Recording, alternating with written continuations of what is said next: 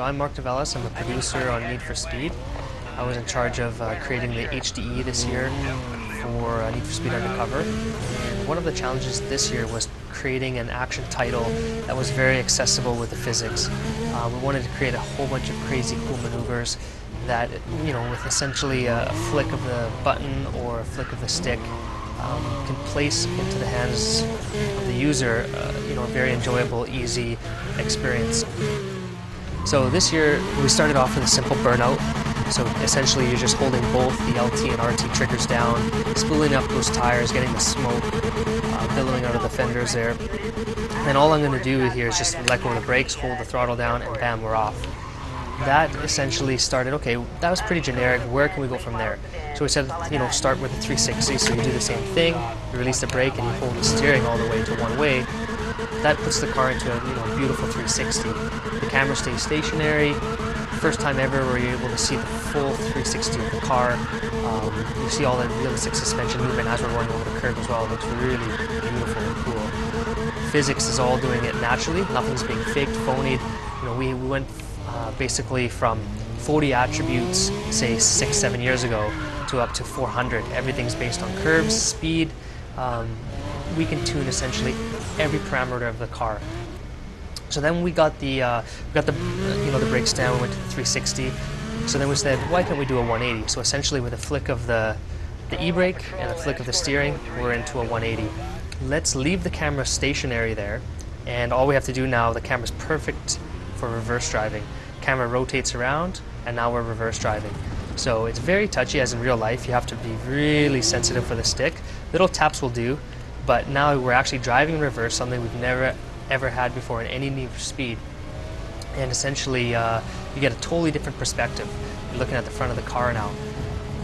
So now that we have reverse driving, we said, okay, very cool. Can we do J-turns with a flick of a switch? So all we do is flick, boom, we're the other way. So let's see that combined. So let's go into a J-turn, goes into reverse, flick of a switch, boom, we're back going the other way with the J-turn there. So then we said, okay, all that's separating now to do 360s is just doing that faster. So let's gather some speed here. So there's a perfect one there. So nice and sharp and crisp. Let's do one more, just it shows that that one wasn't a fluke. Nice and simple. There we go, nice and reactive. Just showing you how flicks of the switch and flicks of the controls allow you just to dance around, finesse the car. I'm going to show you now how that's possible. If you pretty much spin the car around in this light, first time again ever where you're able to see the side of the car completely, you'll notice the fenders here, how much suspension movement there is in the car.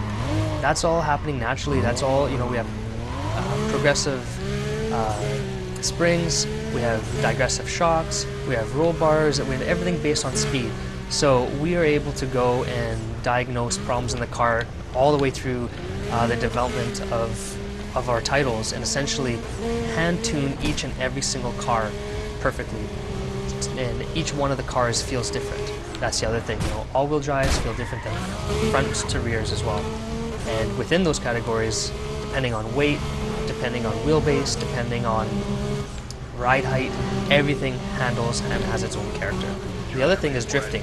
We don't have, as per se, drifting modes of drifting. We have drifting right into the game that was also funneled right through. So I'm able to essentially go through a long corner. As long as I keep my throttle pinned and counter steer, I'm going to keep the drift going. So there you go. You saw the drift right through that corner. So let's get some speed here again. Let's NOS.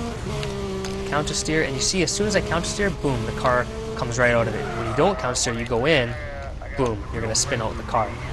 Physics thinks, okay, he's holding the e-brake long enough, he wants to do a maneuver, or he's, you broke that traction point where you've gone past 100% of the tire and you're going around.